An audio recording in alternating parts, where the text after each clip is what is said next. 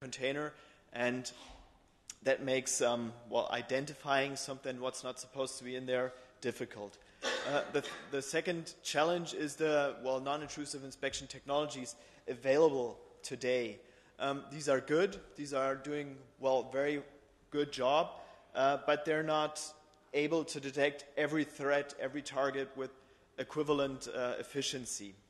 And the last point, and a particular important point for the Seaboard project, is that throughout Europe we have very different border crossings. There is small, there is large, there is different cargo usually passing through individual ports, and there is very specific threat pictures in individual member countries.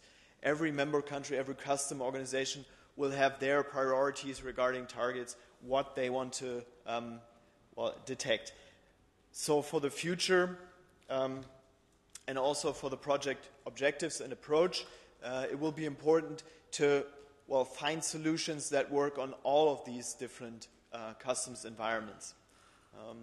The overall objective of our project, of course, is to improve the border security, and in the center of the project lie 5 technologies which we develop, which we work on to improve the detection probability in future, increase the efficiency of the detection systems.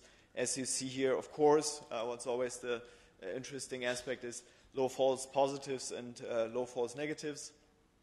But there's another point which Seaboard is specific for, is the combination of technologies. Currently, what is usually used is X-ray, sometimes in combination with other technologies. However, the idea or the consensus is that better results will be available if the right technologies are combined. Here it says at least 2 independent technologies can work together. All this allows avoiding time-consuming physical inspection, as I said in the beginning, and thus reduce the delay for shippers. Our project, besides developing these technologies, will also put them to use for a proof of capability through 5 or 3 live field trials under real conditions at 3 different border control points. And because it is the core of the project, I want to give you a brief introduction into the 5 Seaboard technologies that people are working on within this project. Before then, handing over to Krishna. Here you see the 5 technologies. The first one is advanced radiation management. This is a passive technology which is already in use in many seaports and border crossing points for the detection of nuclear material. In the Seaboard project, we will work on this advanced radiation management for a detection and also better capabilities for classification and identification, and thus a reliable discrimination of natural radiation to get down the number of false alarms where there is something that's okay to be in the container, but it raises an alarm. And with this new advanced radiation management, we hope to limit those cases. The next technology or technological pillar here is next generation cargo X-ray. In the next presentation, we will hear something about new ways to automatically analyze X-ray images. In this case, here it is a different approach. It's actually looking at ways to improve the X-ray images that we see already today. This will lead to improved material classification, especially in the organic range, and solutions for the problem of overlays are something that the colleagues are working in this particular area. The third technology that Seaboard is working on is called the TAC neutron inspection system.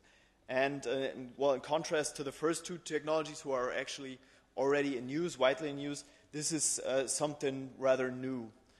It is a detection system that uses neutrons to identify the elemental chemical composition within the container. That is to say, within a certain part of the container, a voxel. It's not possible. There have been some tries earlier to, identify to analyze the whole container. That is not, has not led to a successful, usable solutions. But here it's about finding a certain area where another technology, maybe in a first-line technology, the X-ray, has identified something suspicious, and then tech-neutral inspection systems can be used to get a second opinion. Some areas of development here are particularly, reducing the size of these neutron generators, so they will be able to be deployed at a border crossing site. The fourth technology here is the photofission system, which is also for detection of nuclear material, special nuclear material in particular. And the difference to the advanced radiation management is that this is an active technology. It basically uses the same infrastructure that's there for the cargo X-ray, but in this case, uses a photofission effect if in case the nuclear material is within an X-ray machine, and that will allow a detection of particularly shielded special nuclear materials, which is difficult with, or particularly difficult with the passive detection systems. The last part, Krishna will say something more about, is the evaporation-based detection. In particular, we're looking at drugs, chemical agents, and within cargo containers, and have this as a complementary technology to X-ray imaging. And, as I said earlier, we will put all of these 5 technologies to field trials, and this will happen in 5 locations, as you see here, in Poland, Hungary, and the Netherlands. During next year, at this time of next year, we will be, almost done with our first field trial in Poland. And here we'll have a mix of commercial cargo and mock-up containers that are actually used or put to use with 5 technologies on a different setup in each of the locations. And we're going to look at different cargo and different cargo to threat mixtures. So much from my part, and now I'll hand over. Thank you.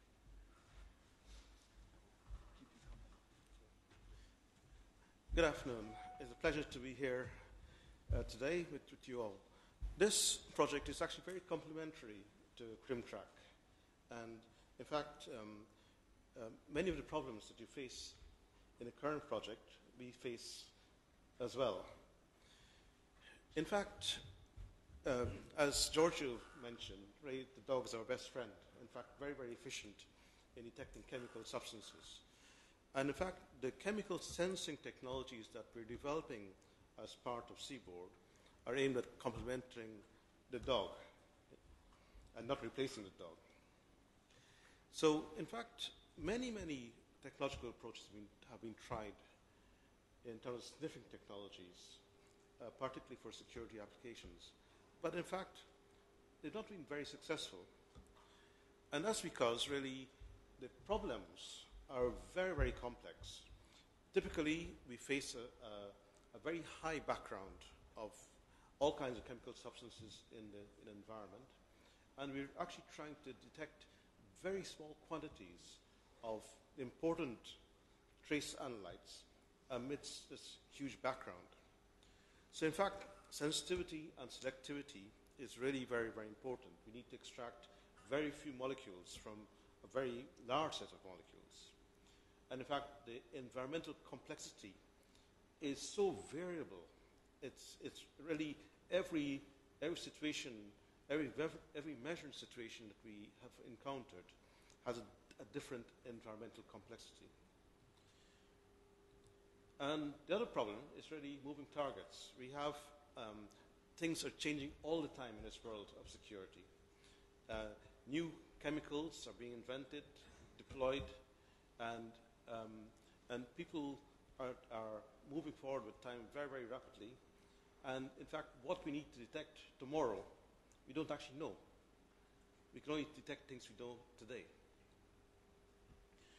A lot of limitations are to do with practicality. And in fact, many of the sensing technologies that are available right now are actually very bulky. They lack mobility and portability. And in fact, Giorgio's technology is one of the new technologies coming through that are portable. And then the other problem is usability. Very often you need trained staff in order to operate complex equipment. And you need to be able to interpret information, make judgments about the data that are being recorded by your equipment. So, and this is really, in a nutshell, the crux of the problem. We have a very complex environment. We have complex technologies that are deployed. And we also have to interpret information that's appropriate to the situation that we're faced with. The state of the art is using ion mobility spectrometry, and the IMS and the ion scan systems are very commonly used in airports and so on. They're very good for detecting explosives and drugs. The sensitivities are very, very high. The false positives are also very high. And in fact, they need a user to operate them. So you need to swab surfaces, you need to collect samples, you need to actually interpret data from your instrument as well. One of the problems associated with deploying such instruments in the field is actually they often need radioactive ionization. And this means licensing problems throughout Europe in terms of having portable devices that emit radiation. So Seaboard has got a huge task. This is a picture of some containers in a port. This one was taken in Gdansk. And the problem is really, how do we actually screen containers for chemical substances of interest with a fast throughput when you have really huge numbers of containers passing through a port every year? And this is not an easy task at all. When we look at different customs border requirements, they're all different as well. So in fact, some people are very interested in contraband, for example, tobacco. Other areas they are very interested in drugs. So cocaine, heroin, or drug precursors are a big problem where customs borders are concerned. Other places are interested in explosives and for example, TNT or PTN that may also be smuggled in containers. So, but a general problem is that we're dealing generally with compounds which have very low volatility, very high background of other chemicals in that container as well, and we need to really sift out those molecules of interest from this background. So our approach in Seaboard has been to develop sensor arrays of different technologies that might actually complement each other in terms of the information content that are being produced. And then important as well, just as with CrimTrack, appropriate sampling. How to get the molecules to your sensors are very, very important. So what we've done is to develop actually three types of sensor systems. One is a system that can be used for preliminary screening of containers. So this is like a rapid scan system for interesting volatiles that have been present. And these are based on commercial sensors, so a mixture of electrochemical, photonization, and infrared commercial devices put into a package so you have an array of these sensors. And these, basically we can aspirate volatiles from a container, pass it through this first stage array, and it tells you very quickly whether or not in real time there are some volatiles present of interest. The second array of sensors is now targeted, more focused towards certain customs requirements. So for example, what we've done is to create protein-based biosensors which function as gas sensors. And these are proteins that are designed to bind molecules of interest. So they bind selectively cocaine, heroin, or in fact tobacco substances as well. And what we've done is to create an array of sensors, which is shown in the middle there, where we have proteins immobilized onto these sensors, which are able then to sift out from that complex background the molecules of interest. The third device is shown on the bottom right, and these are cantilever-based sensors. These are designed for detection of explosives. So one of the problems with explosives is that we have very low volatility often. So unlike the CrimTrack target analytes that we demonstrated today, where you're looking at comparatively high volatility compounds like TATP, if you target explosives like TNT or PTN, you're now in the opposite end of volatility, very, very low volatility.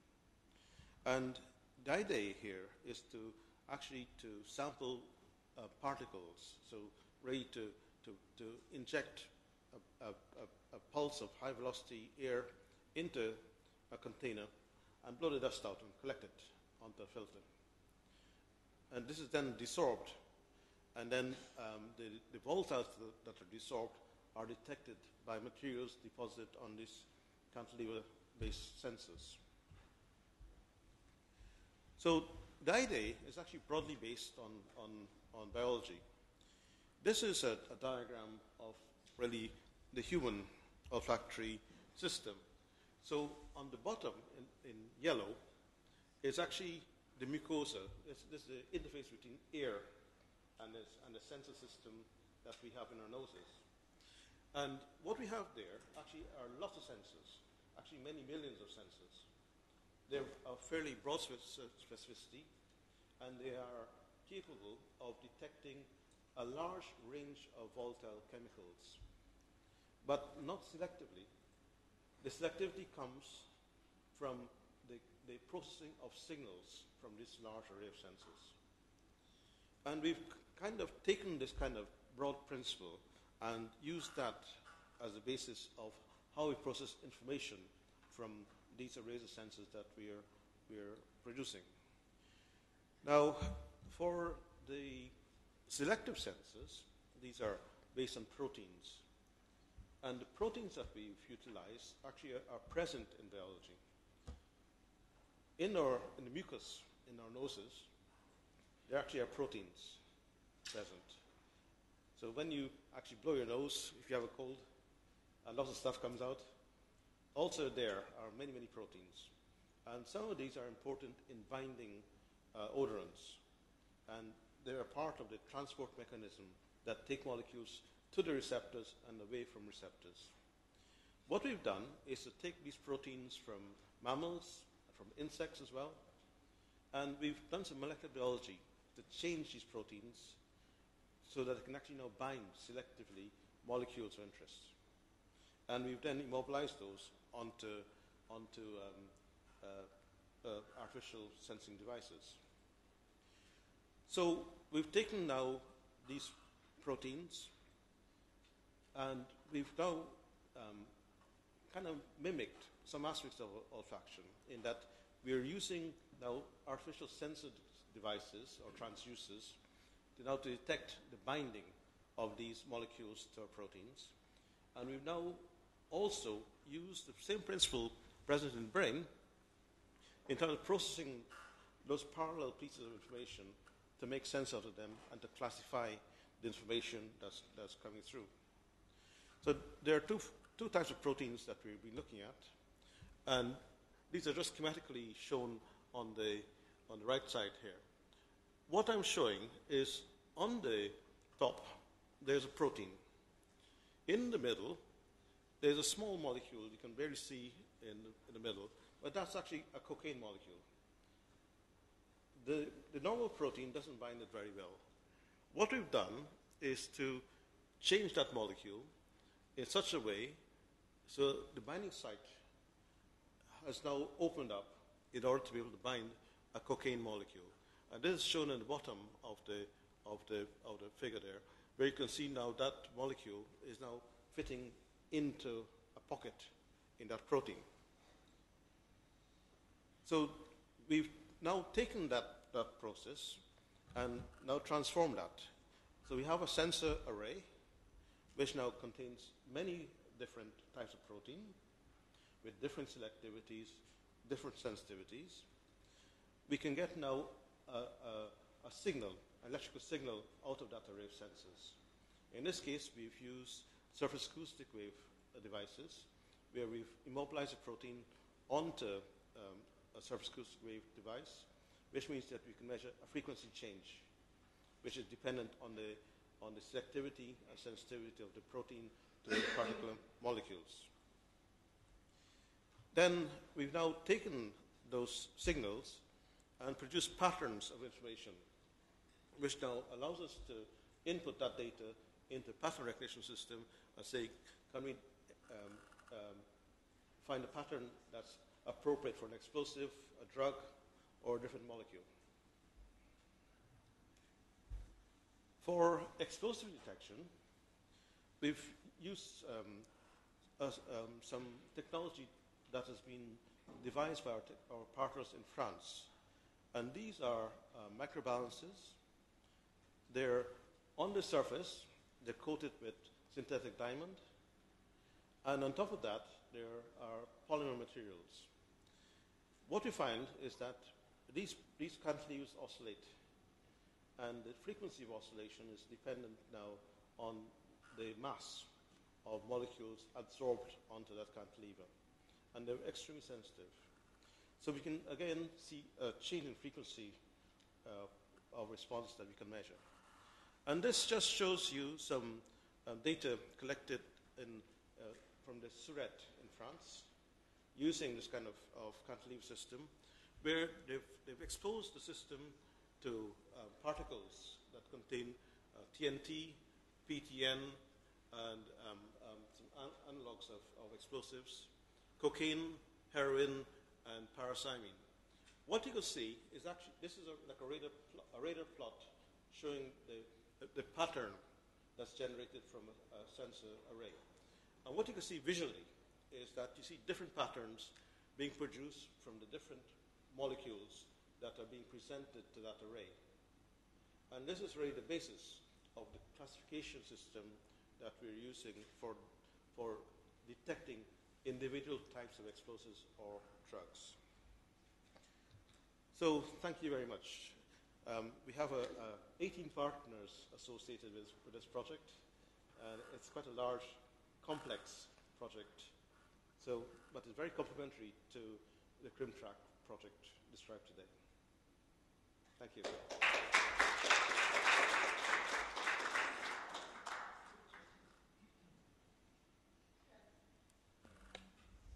Thanks for the presentation, very interesting. I have a question regarding the explosives detection, yes, of course. How safe is your detection system to play with explosives? I mean, I didn't understand a lot about the technique. It is safe, or can you excite the explosive in such a way to cause an event? I know that you have used very small amounts, but you can deal also with big amounts. Yeah, so if we're looking at saturated vapor from these explosives, we're always dealing with very small quantities.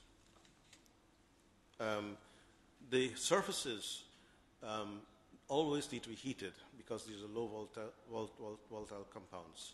So all of the surfaces leading into the sensor chamber are heated. And this could be a potential problem if you have a very explosive environment. This system is designed really for detecting traces of compounds in an environment, but not large quantities. Yeah. Yes. Yeah, the temperature that is heated up to is around 160 degrees. Yeah, Okay. Okay. Yeah, there are some techniques that are being used in the channel that goes into the system to prevent explosion from occurring. Thank you. Oh, okay. I have a small question. Yes.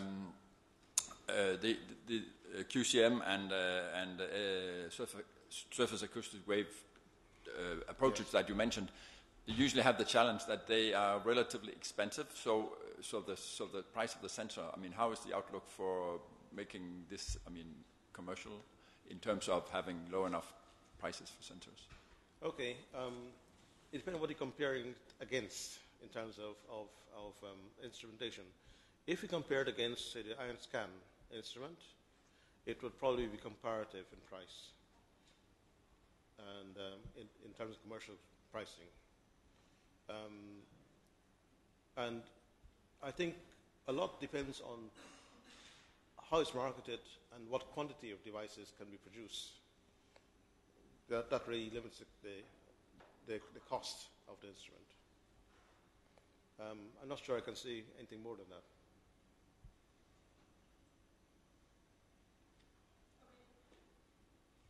Okay, thank you very much.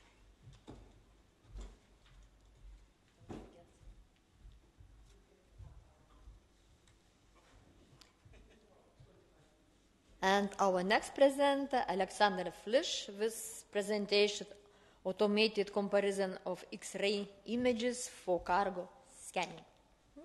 Thank you. Please.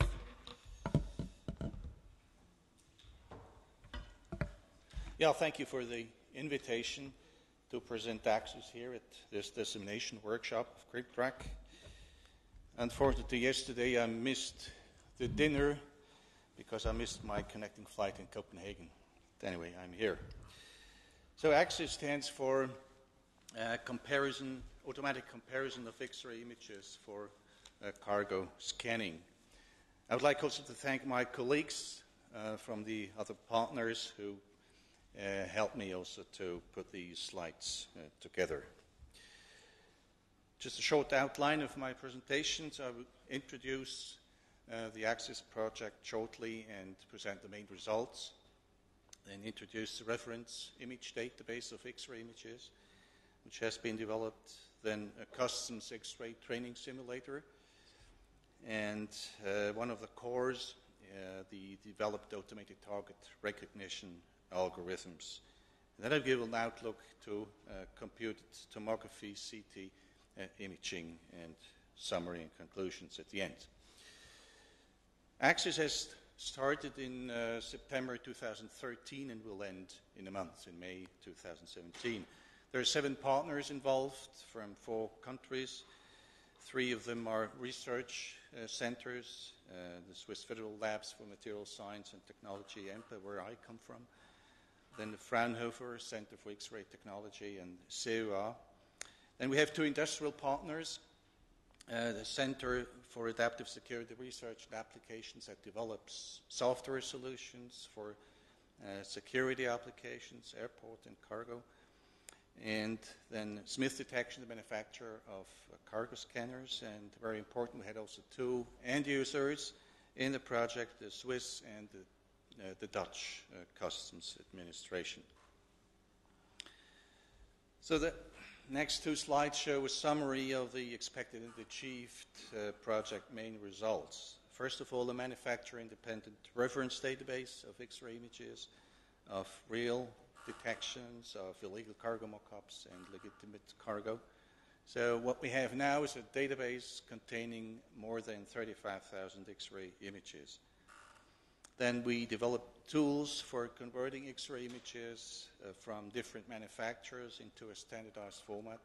So we were able to convert different geometries, different spectrum of X-rays into this standardized format. What is not possible is if the geometry differs too much. So if you have a mobile scanner with an L-shaped X-ray detector, you cannot get a good result in a conversion, let's say, to a stationary system with just a line detector. Then correction procedures for artifacts, noise, background, and scatter corrections. Those algorithms, methodologies are available and will be implemented in the software of Smith detection. Then we generated also simulation tools to generate arbitrary X-ray projections, to use 3D CAD models instead of just scanning all kind of illicit items experimentally. So that was a means to speed up the process of generating X-ray images. And we developed also tools to merge X-ray images of threat objects and with X-ray images of legitimate cargo, also to speed up the process of building up this database with so many X-ray images. On one hand side, we have the X-ray images of the cargo, legitimate cargo, and on the other hand side, the X-ray images of threat items, and by combining it, we were able to generate a lot of images. Then software add-ons for automated target recognition. So the so-called ATRs are based on machine learning algorithms, which are able to automatically detect cigarettes, weapons, and irregularities, like also drugs, narcotics in the cargo. And they are in the process of being fully integrated in the commercial software of Smith detection. Then the training simulator for customs inspectors. So the simulator is close to be released as a commercial product of CASRA. The workflow here shows as the heart of the full Axis workflow is the reference database that comes together with interfaces on one hand side to the data acquisition workflow and the other hand side to the real inspection procedure. Then there is also the training simulator. Maybe I use here my little laser pointer. Oh, okay. Sorry, I go back. So here the heart of the developed tools, the database with the interfaces, and here the customs inspection procedure and the training simulator and the data acquisition workflow. I will come to that in more detail afterwards. Assist functions were developed to automate the detection. Those assist functions are kind of opt-in for the operator. They are based on machine learning algorithms and need a learning database behind. So that's why we needed to generate this large database with X-ray images.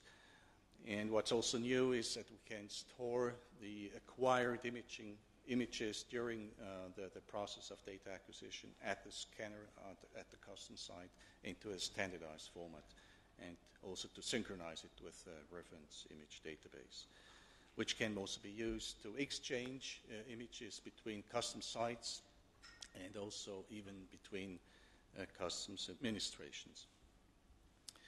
So the reference database contains now more than 35,000 images, and as I told already, is used as a reference data set for the self-learning algorithms and also for exchange of information. It comes together not only with X-ray images, but also with additional information like waybill information, even inspection results or any other kind of useful information.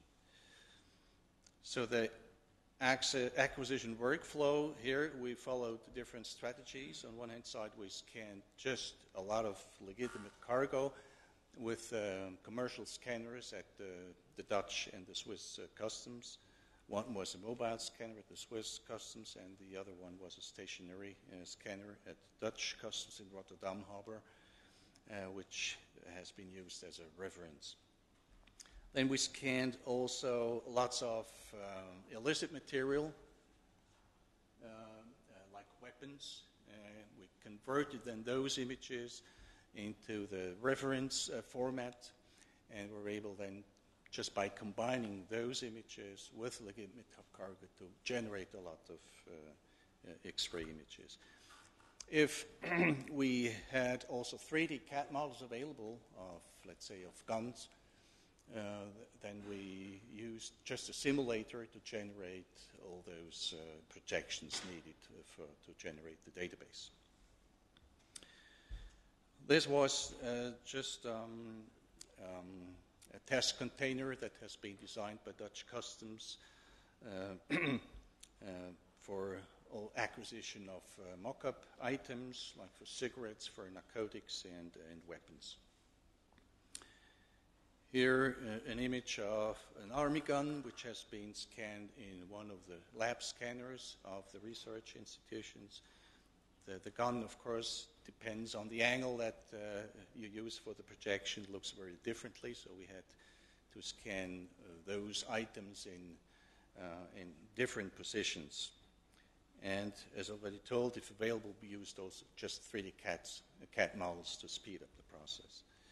Here an example of a box of apples with hidden plastic explosives and a hand grenade to train the algorithms. So the explosives have a similar attenuation than the apples, but a different shape. Whereas the hand grenade has a similar shape than the apples, but a different attenuation.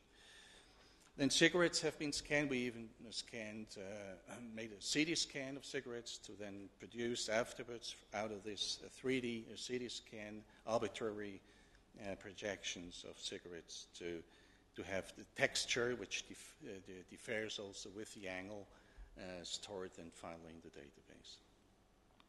That shows the unification process. The first image on top shows a scan of L-shaped geometry at the Euromax terminal in Rotterdam. Then the middle image shows a converted image into the reference geometry of the stationary system at Rotterdam Harbor, and the bottom image shows the real scan of this reference cargo scanner, and you see some differences, because here we have the situation that we convert from an L-shaped detector to a straight line detector. That makes it a little bit difficult.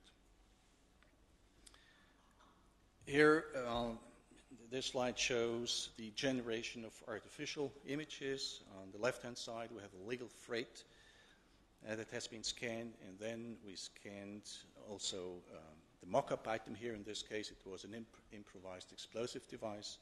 Then we artificially combined the two images, which is not just a process of, let's say, the Photoshop. It really takes into account the material and the attenuation of the different material, and ends up then in a combined image. And if you compare it with the right-hand image, which is a real scan with the same sample, with the IED and the same freight, so you don't see any differences in those two images. So I come to the training simulator, which is a product which is almost ready to be released. That helps customs officers to be trained. It has a similar appearance as a customs officer will be, or is used in his daily work. So all the functionalities is there. Also the automatic target recognition algorithms are implemented in the training simulator. You find also the whale information and get the feedback when you do your decision, your inspection. So that's how it looks like. So you will get, if you make a decision it's okay or not okay, you will get the feedback whether it's okay and where.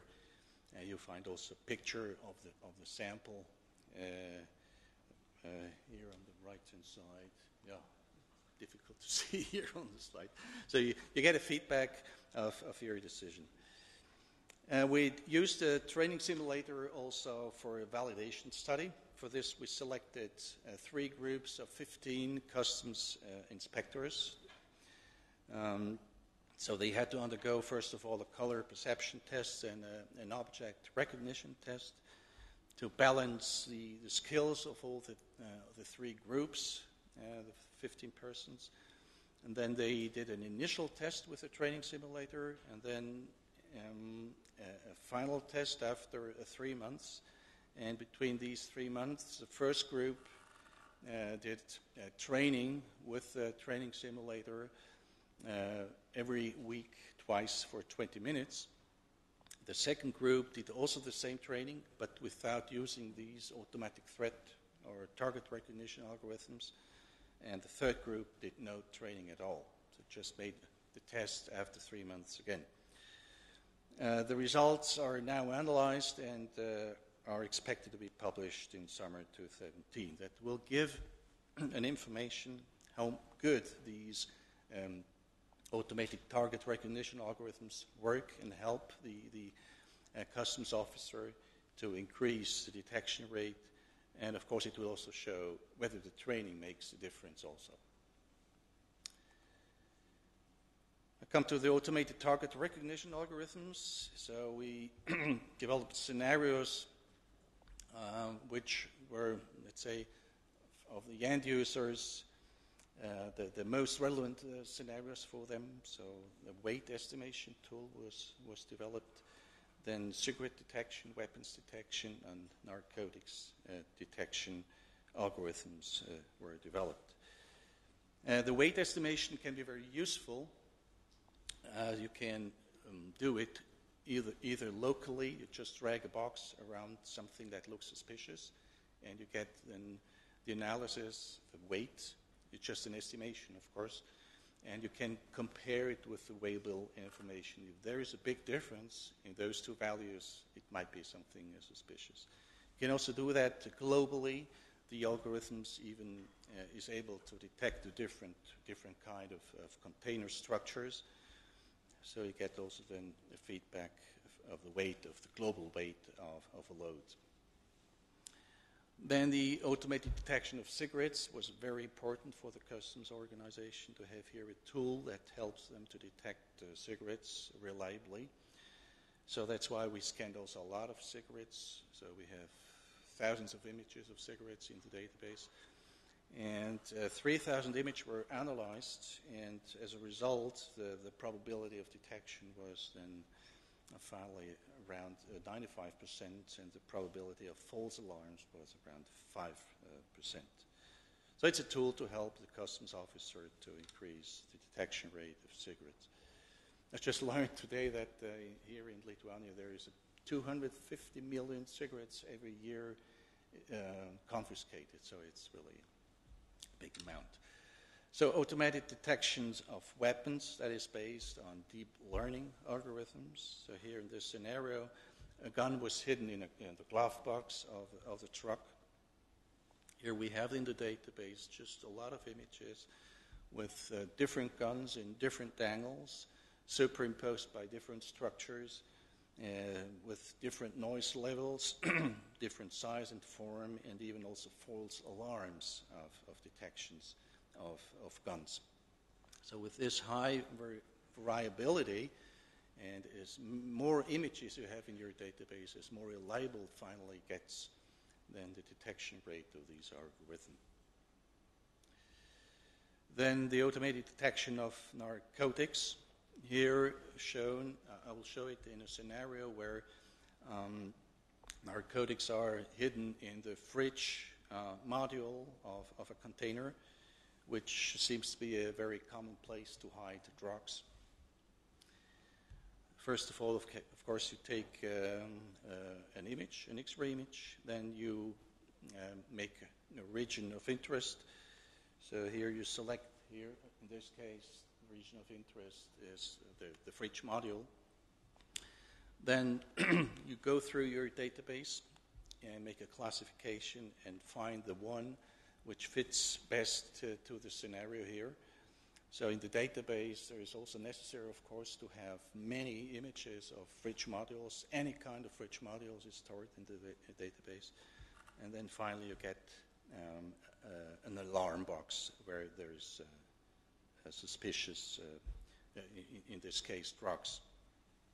In more detail here, the left-hand image shows the image under inspection.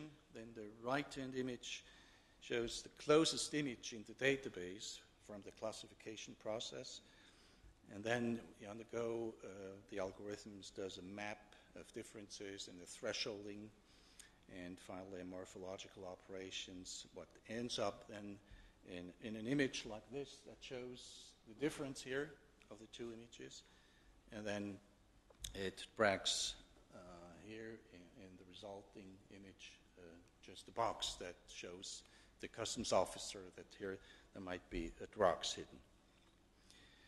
In the database, we store also false positive detections, which is also important to have them also there to train the algorithm to get improved, and also the true positives.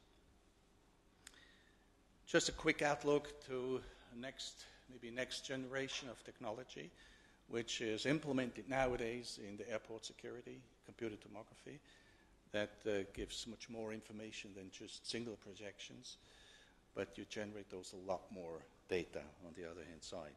So you see here a metal scrap image on the right-hand side, just an animation of all the X-ray projections that has been taken for the CT data acquisition. Then on the bottom on the left-hand side, a single CT slice, on the right-hand side, a visualization of the content. We did also scan a 10-foot container completely with different stuff in it. That did look like this. What you see here is a volume rendering of a sea container filled with just random samples.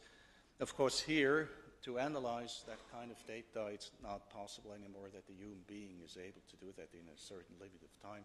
So one needs here also automated algorithms to detect illicit material in such kind of application. But that might be the future also for cargo scanning, as it is for airport security. So summary and conclusions. So we have a reference database with over 35,000 X-ray images available. We create a standard for 4 to 9 MeV systems. What I told, a single image unification is not possible. You cannot convert any image from any manufacturer in a reference. Simulation tools are available to artificially create X-ray images of cargo containing contraband or threat items. Then we developed these automatic target recognition functions as an opt-in for the operator. So we have an X-ray simulator available that has been created for the training of customs officers. We carried out a validation study, which will be very interesting to see what the training can improve the skills of the officers. And CT imaging may become the future technology to increase the detection rate of illicit items in cargo containers. I would like to invite you to a joint exploitation event which takes place in Paris, 19th of May. There, 5 European research projects will be presented. All those who are named here. Seaboard is also one of them, Axis, but 3 others also. Also the customs detection expert group will also be present at this event. It's just one day after we have our final Axis review meeting. So if somebody has time to come to Paris, I would kindly invite you to this event. I will also draw your attention to the Axis webpage, so you can have a look. Also some publications you can find on the Axis webpage. So that's all. Thank you for your attention.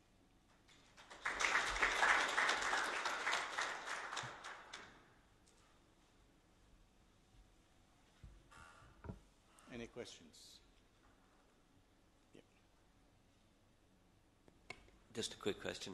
On the energy scale, I think you've developed a system for 4 to 9 MeV. Can you go lower? Is that possible if desired? Yeah, in principle, yes. The accelerators that has been using from the partners, they were in this range, between 4 and 9.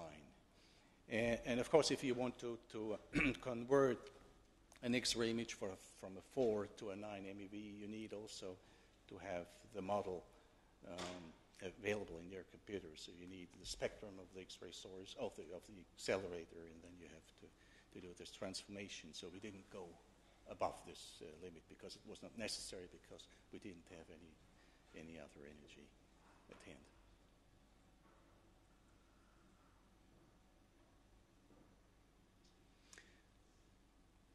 What I can add is that if somebody is interested to play around with the training simulator, just let me know. I could give you a link to a test platform where you can just play around with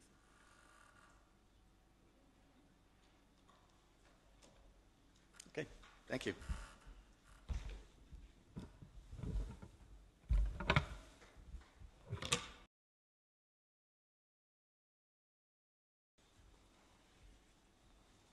All our presentation today was about security from one side or from another side. And it means for final presentation, CQ Society's call and perspectives. And we invited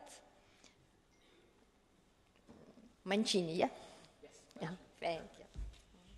Where do I, here?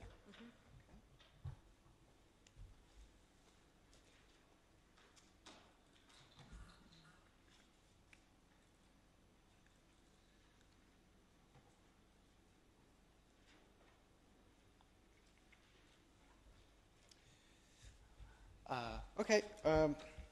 Good afternoon, everyone. I had the opportunity to meet some of you in person in the last couple of days, not all of you. I'm sorry about that, but for those that I didn't have the opportunity yet, I'm Giulio Mancini. I'm the relatively new project officer for CRIMTRAC. Unfortunately, I had the privilege to only follow your project for the last few months, and this is really the first real occasion for me to get really up to date with your results. It has been quite exciting, I have to say, to be here in the presentation of your outcomes. Thank you very much for organizing, and to the local host partners. I think this has been a presentation, a very committed consortium, a lot of great work. We, myself, and the external independent reviewer, Michael Doherty, you've heard some comments from him today.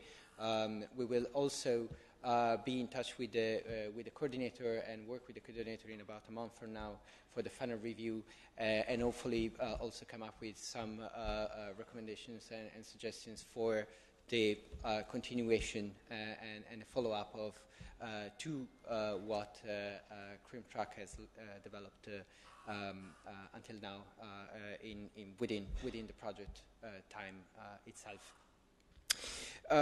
So when the coordinator asked me to give a presentation today, I have to say also because I didn't know very well about, unfortunately, and that's my fault, on the project and your specific interests. I aimed at something quite generic. I wanted to give you an overview for maybe those of you that don't necessarily know a lot of the background and how it is organized.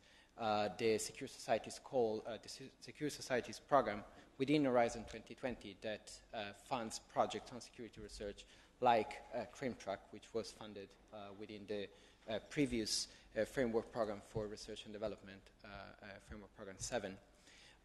So mine is quite a generic presentation on the slides, but just taking inspiration from the last couple of days of discussion, I also want to give you a little bit more background information that hopefully are useful. So I will go a little bit over the slides and not necessarily use only what is on the slides, and especially my second part is really what the saying that it is on the public work program for this year call. So it is something that may be useful for you to be aware, but it's also something that you can easily find on the participant portal for Horizon 2020.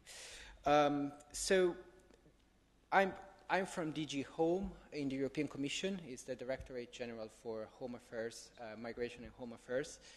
We are in charge of the security portfolio for the EU policy, for what the Commission has tasks on security.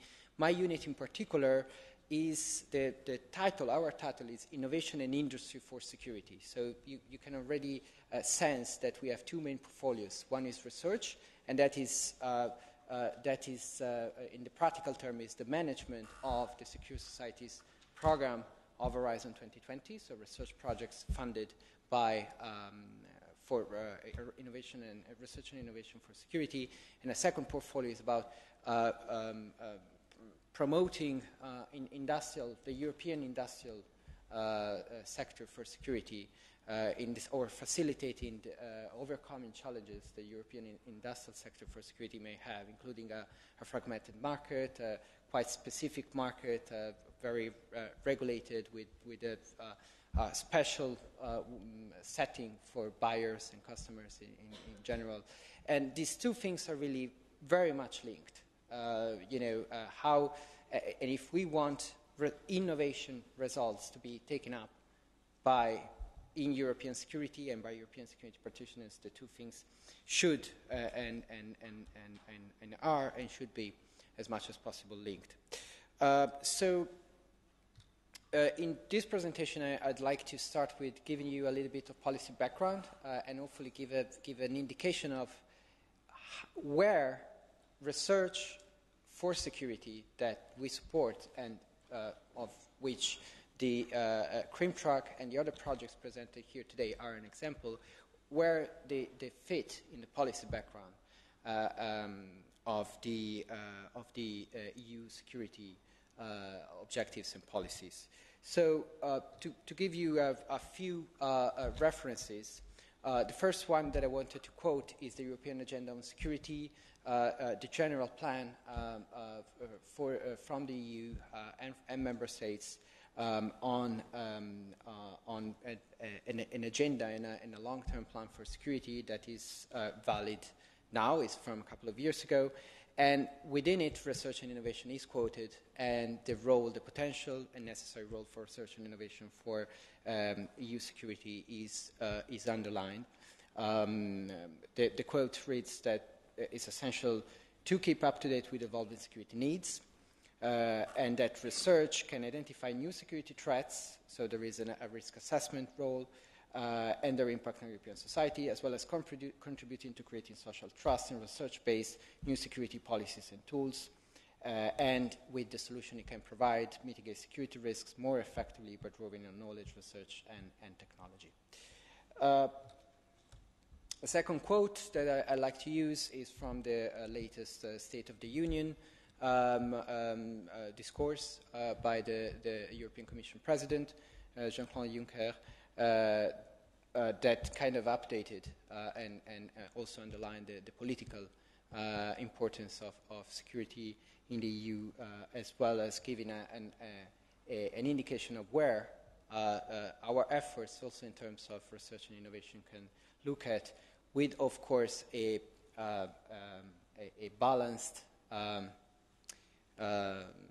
forecasting. I mean, a time horizon that not necessarily is tackling directly a short term, as we can all understand, but at least anticipating the evolution of these threats. Finally, in terms of quotes for the policy background, since a few months ago, since late last year, we have a new commissioner in the European Commission that has been tasked with the specific portfolio of the Security Union. We didn't used to have a commissioner with this specific portfolio that also underlines a specific political attention from the EU and from the Commission on EU security. And within the mission letter to Commissioner King for the Security Union, it has been underlined again and highlighted the role that security research may and should have to promote and sustain and guarantee future EU security. So ensuring that EU-financed security research targets the needs of security practitioners and develop solutions to forthcoming security challenges. Also, the stress on enhancing practitioners is something that you can probably relate quite well to the discussions that we have today, to the audience and the group that we are today, as well as, if you're familiar with our program, to what we try increasingly to do and integrate in our research and innovation actions that are very, very targeted in a way, and they're very much stressing on designing research on the needs and requirements of security practitioners.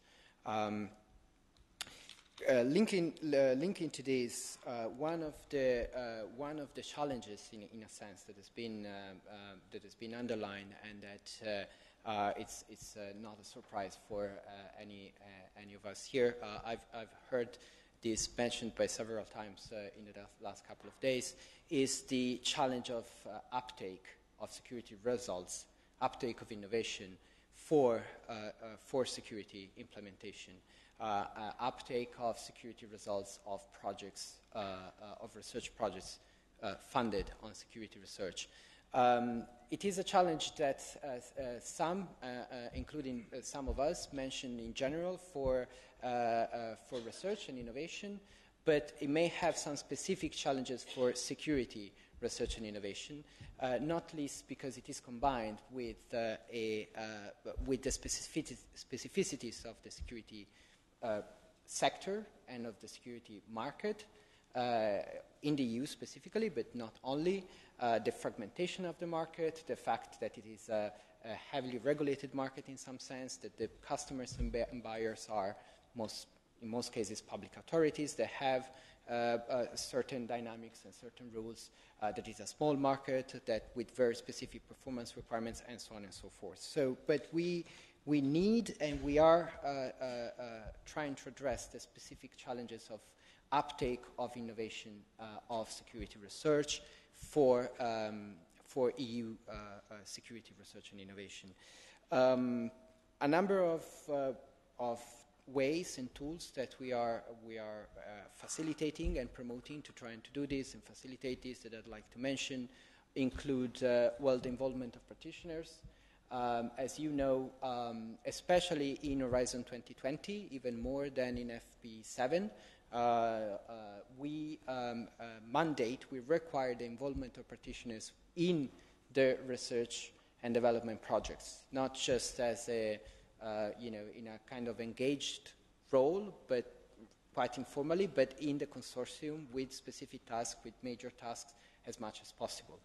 As well as engaging practitioners in discussions and in networking within and beyond the research projects themselves, as well as bringing projects that work on similar areas of security research and security technology together as much as possible.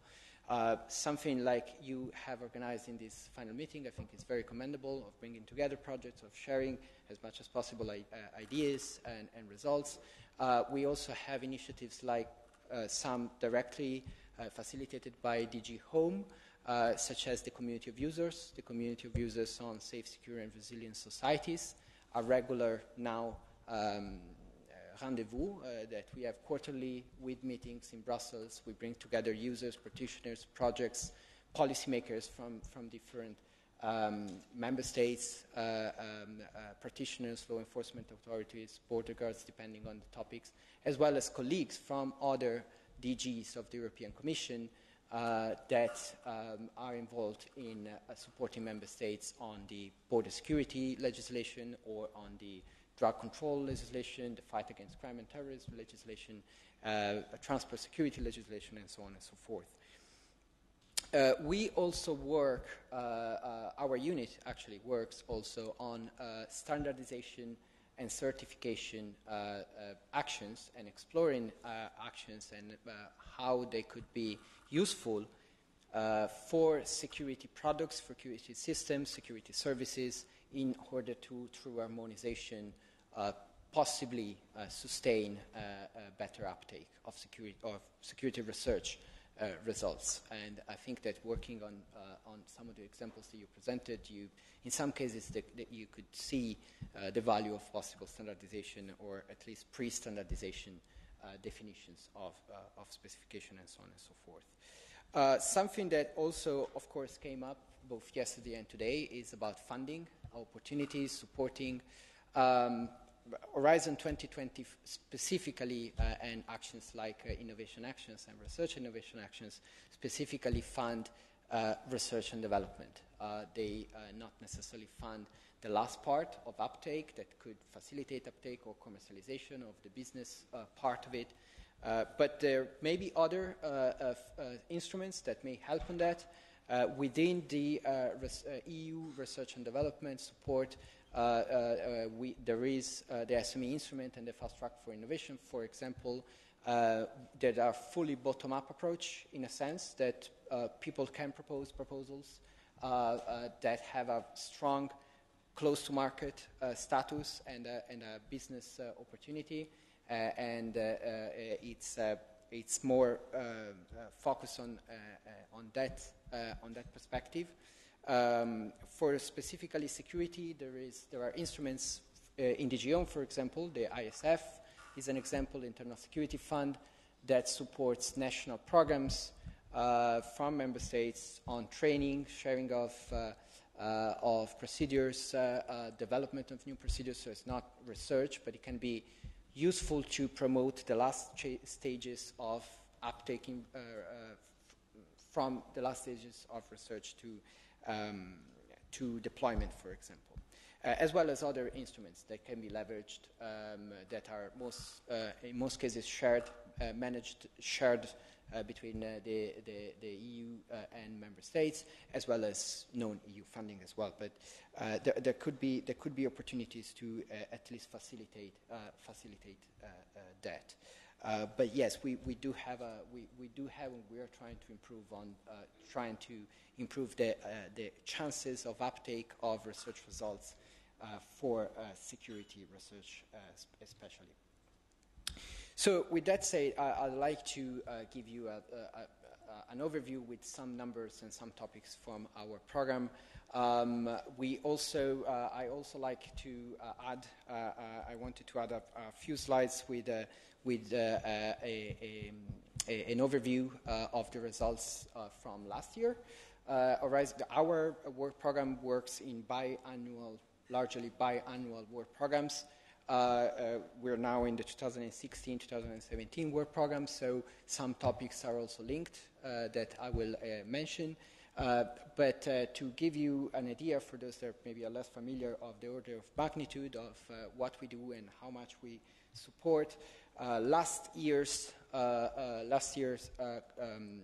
call amounted to 162 millions, roughly divided in these sectors, in these calls that have topics and subtopics within it.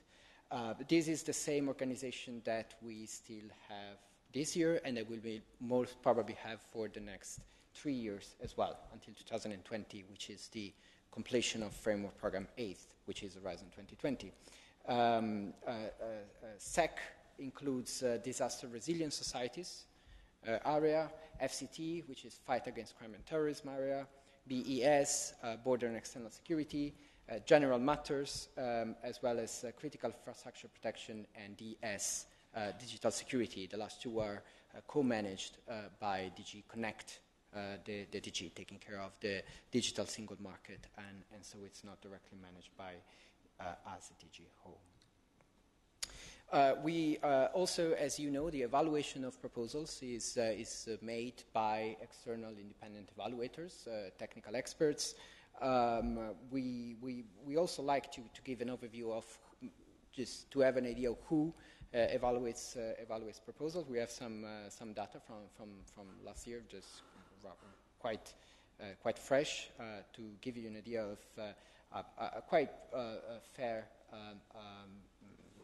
spread and representation of evaluators. Also in terms of sector and profiles, this is self-declared, so there can be multiple labels that are possible, but also in this case, there is actually an effort in having a multitude of views, in having in the evaluation not just a technical, scientific, purely evaluation to evaluate the beyond state-of-the-art proposal of the project, but also the end-user perspective and the practitioner perspective as much as possible. Also, using last year as an example, this reports the number of applications and unique applicants. We had almost 4,000 applications from member states, from associate countries to the program, to Horizon 2020, as well as to third countries that can also participate in consortia. The sectors, the thematic sectors where applicants came from are also based on the self-declared data in the proposals. This is something that is actually, maybe the most interesting and useful piece of information from these numbers from last year is the increase in the global success rate. It increased quite significantly from 2015, and it's reasonable to think that at least the main, or one of the main factors for that is the requirement for the inclusion of practitioners in the consortium, in proposals.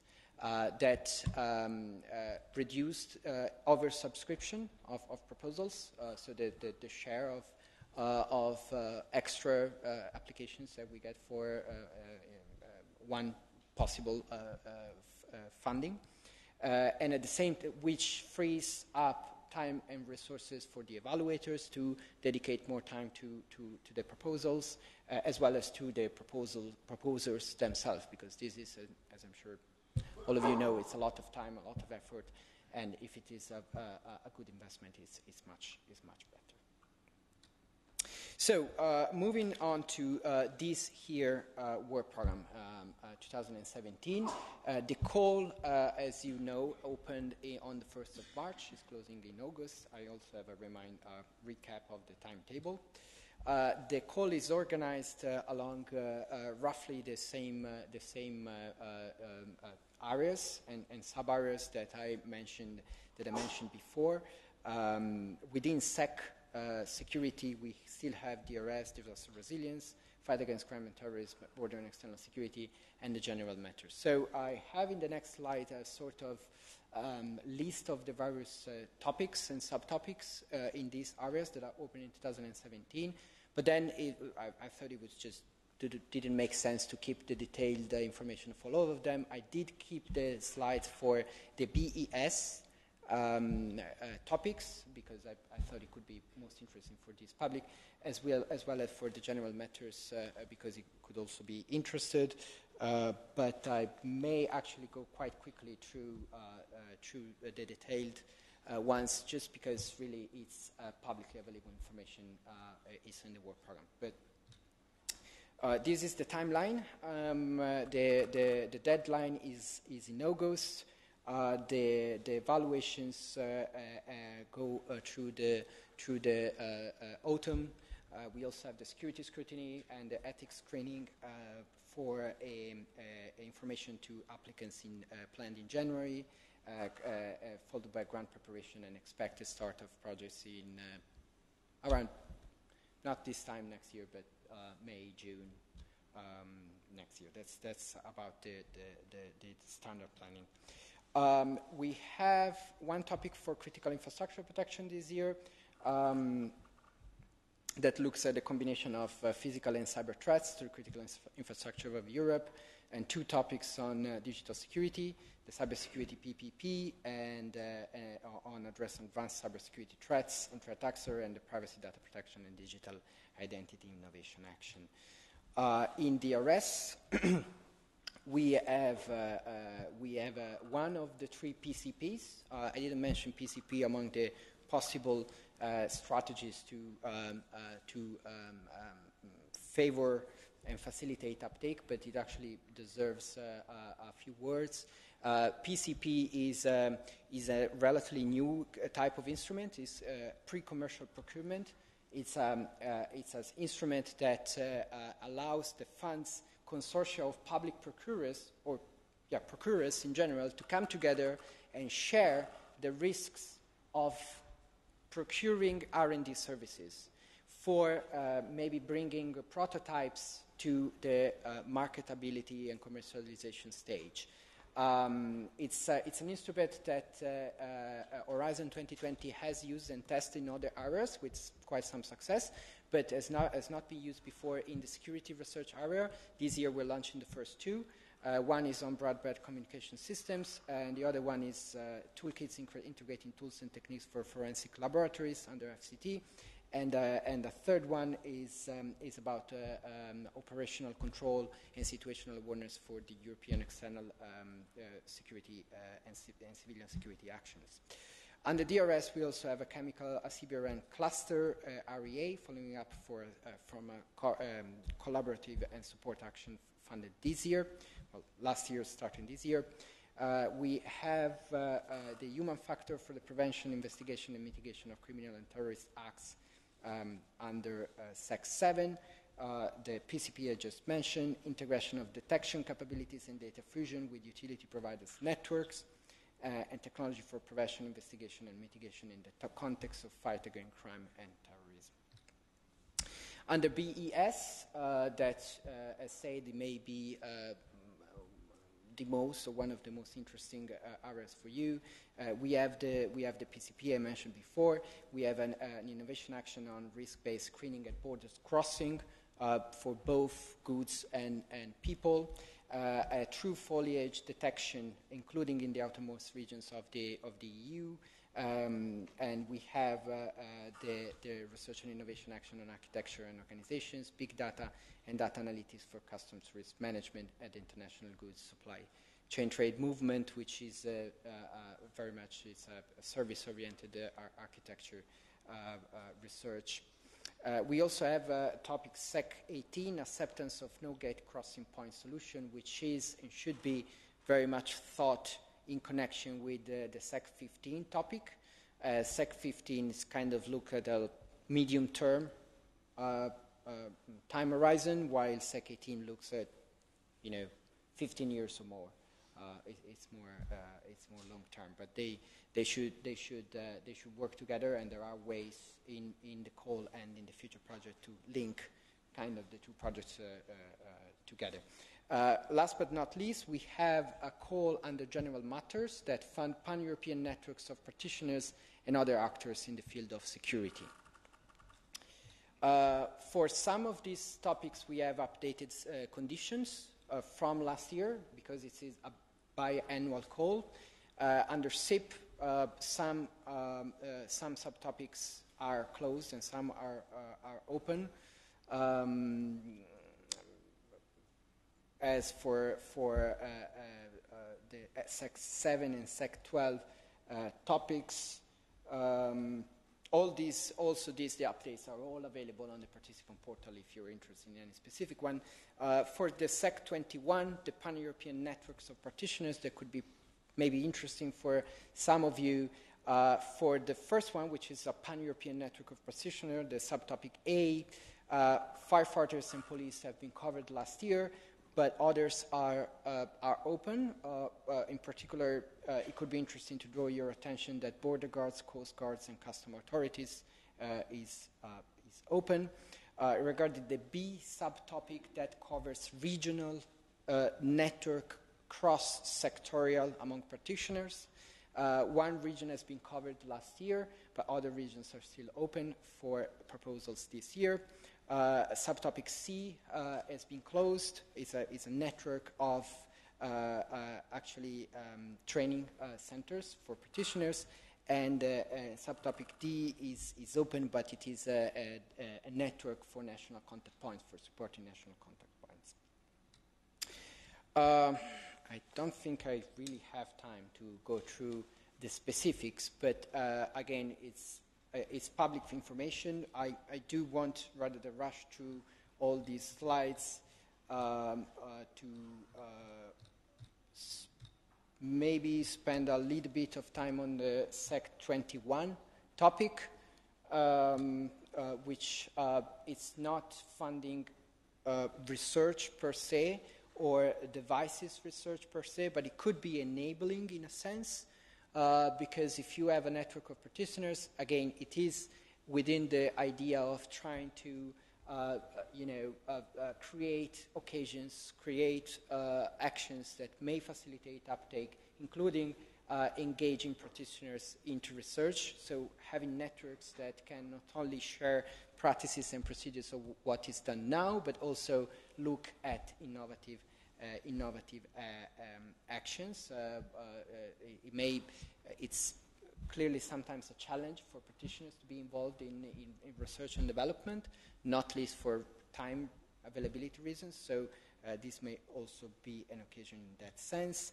The categories of networks, the first subtopic A covers practitioners from the same discipline across Europe.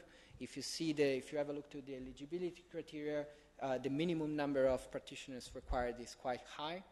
That's because they're the core of the, and they're actually those that are eligible for the project, but it's much higher than you would see even in one of our typical research and innovation actions that already have these additional eligibility criteria to a standard research and innovation action and require law enforcement agencies, for example. Subtopic B is from cross-sectorial practitioners, but from a specific region. And topic C has been covered. So again, as said, two network of practitioners have been covered in last year's call, but others from the list, and you can check and double check in the updated work program are still open, as well as one of the four targeted regions for regional networks have been covered, but three are still open.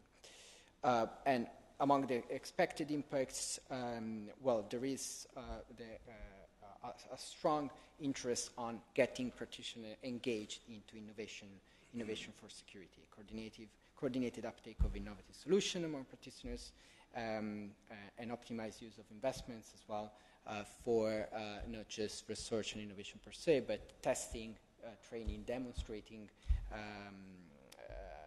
and simulation drills, including using the results from EU-funded research, security research, and other research that may also help both actions, both projects, the research projects that have produced promising results and the network of practitioners itself. 2018, 2020, I mean, there's really not much that I can say, also because we don't have the content detailed yet. But just to give you an idea of something, very general principles that are quite general in the sense that there will also be probably along the same philosophy also in other work programs along Horizon 2020.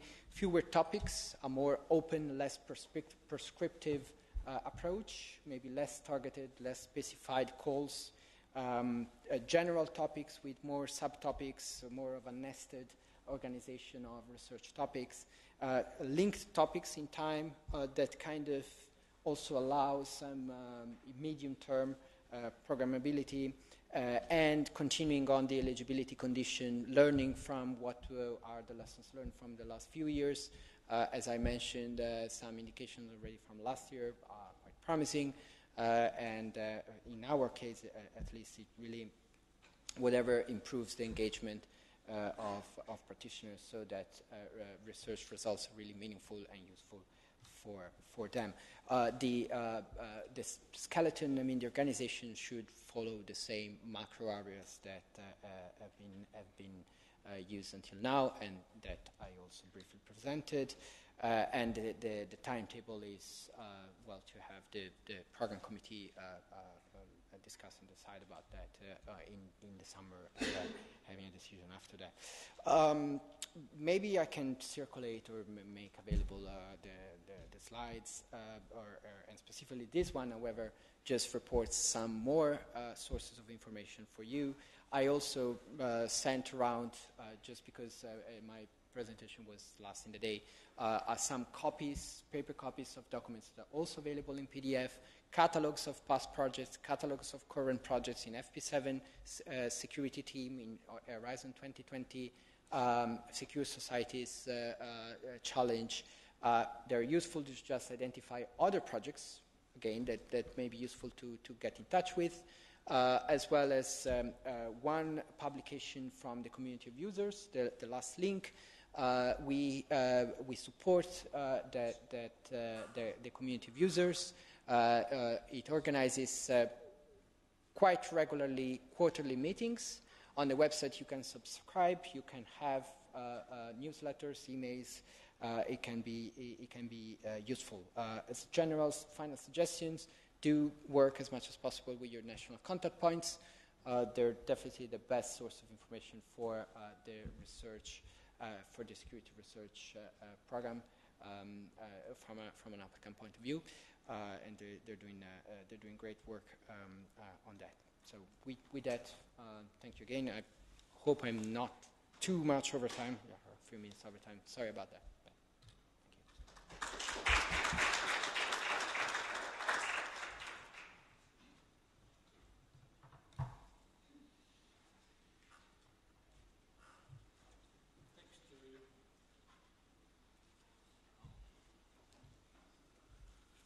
Just a few things before the break, so we'll have 15 minutes break. But first of all, I'd like to thank you, the Lithuanian police at the Forensic Science Center, very much for our support, and Miklos Romelos University, in particular Isolde Giavrius, Ingrida Janina, and Inga, of course, of course, also the opportunity these 2 days to have our final meeting and this small work program and talks by our external experts. So I thank everyone for being here, and of course from the EU. So we will have a small coffee break, 15 minutes. In the program, I've asked for a small, what you could say, a closed meeting, in particular because we don't want it broadcast, web broadcast. So we will have a meeting room for that in room 408. Yes, on the hall, yes. So we can have a small talk in there. There could be some feedback to CrimTrack, whatever, from the experts and partners. And also we could also discuss, it's been a topic also, is there any ground for or possibilities for some new collaborations, new projects, new fundings, whatever. At least we could exchange some views on that before the bus arrives to take us to the airport, which is 15:45. And I think we should be there. So we'll leave 15:45. So thank you, everyone.